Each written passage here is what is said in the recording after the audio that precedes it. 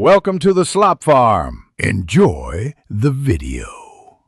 You're starting with the essentials: a fresh CR 2032 battery and a clean surface. Hold the AirTag metal side down, press firmly on the stainless cover and rotate it counterclockwise. That unlocks the back. Once the cover stops, lift it straight off. Don't twist further. You'll see the round battery seated in the center. Make sure you note battery orientation, because CR 2032 has a plus side that must face up. Now remove the old cell, using a fingernail or plastic tool to avoid. Now place the new CR 2032 battery into the compartment with the plus side facing up. It should sit flat and centered. If the battery won't seat, gently press the rim to snap it in. Don't force with metal tools.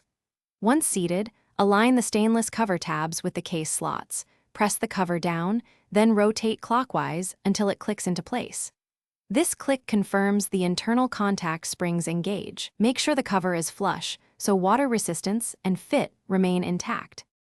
With the cover locked, bring the AirTag next to your iPhone and open the Find My app to confirm it's active.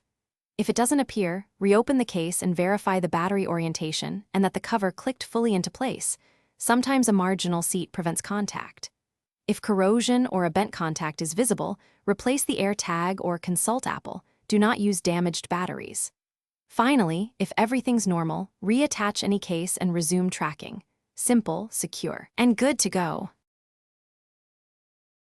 Thanks for watching.